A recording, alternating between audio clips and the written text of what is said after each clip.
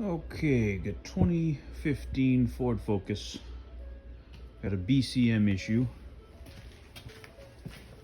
Wouldn't recognize the key and the engine wouldn't start.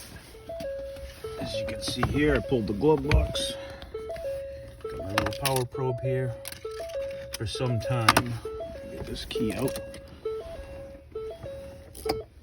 For some time, at the main power to the BCM, I wasn't getting 12 volts. I was getting 1 volt. I always got 12 volts here, but I wasn't getting 12 volts here. And what I did, gave this power when it was getting 1 volt, and I could start the car. So I retraced back to where this all came, main power supply, and it comes through the firewall there, if you can see it, this big wire harness, and it basically wrapped behind the battery.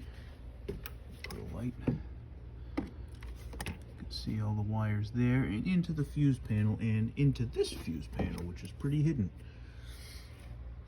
And as you can see, it was this one here that supplies, and all it was, I had to take this nut off, clean it, put it back on, and now we're good. Searched the internet high and low, even though I am a mechanic. Couldn't find a replicated issue or anybody that had the same problem. And that's what it ended up being. Checked all the fuses first, of course. Had to take out the air intake box, which is right here. And that's it. So sometimes these get corrosion on them, and it'll cause your car not to start. Again, 2015 Ford Focus.